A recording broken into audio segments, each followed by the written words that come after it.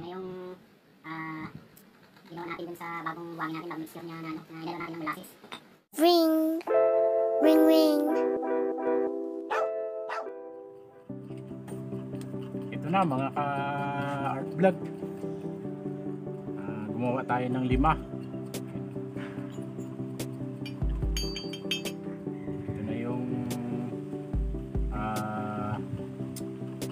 ginawa natin dun sa bagong buhangin natin, bagong mixture niya na, ano, na hinaluan natin ng molasses.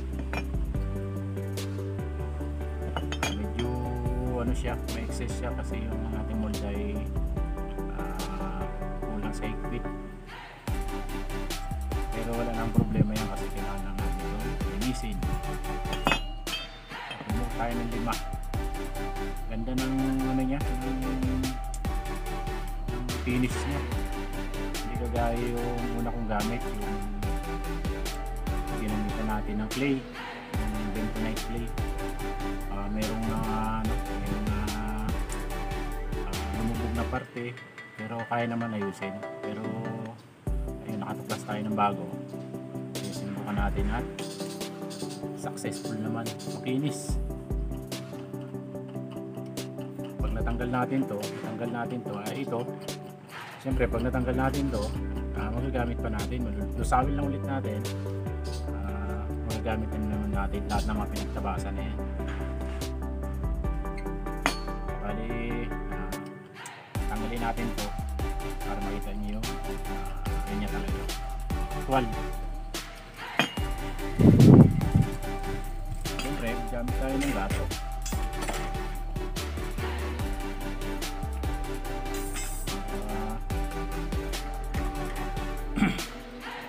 Gamit tayo ng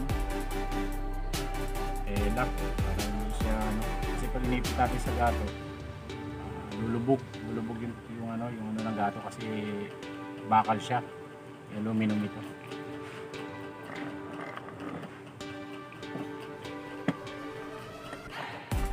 Tulin lang natin lahat itong ano na to.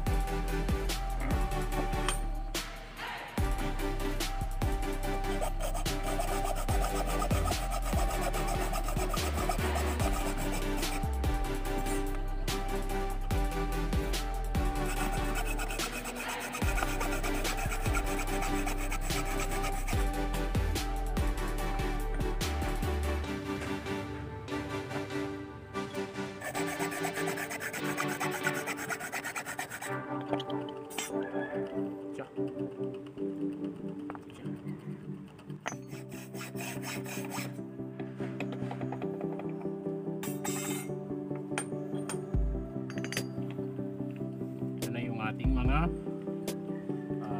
pinagbuhusan o pinagputulan. Ito mga to, isang ano pa ito, isang unit pa nito. Bali, nasa ano palang timbang nito pag napinis, nasa kulang kalahating kilo sa design na ito.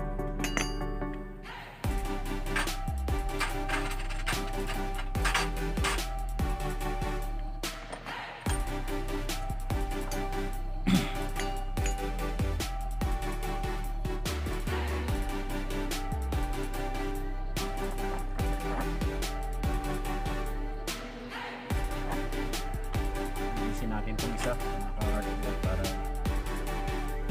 yung finish niya, yung buo na.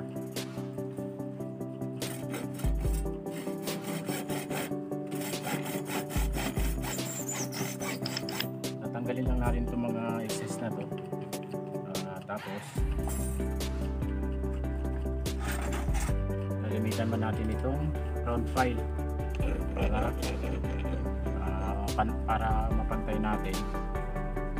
Siyempre pagtapos nito, meron tayong sandpaper na nasa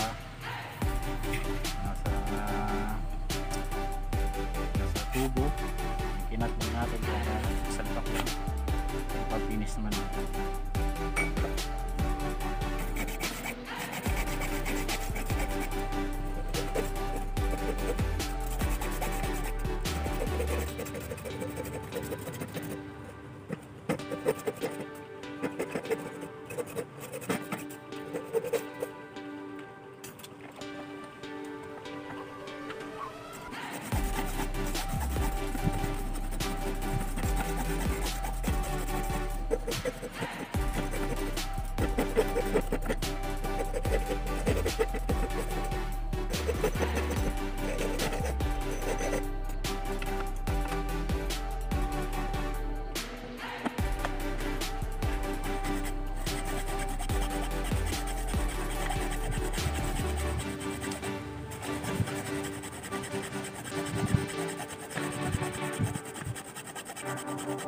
Ito mga ito, magagamit pa rin natin to.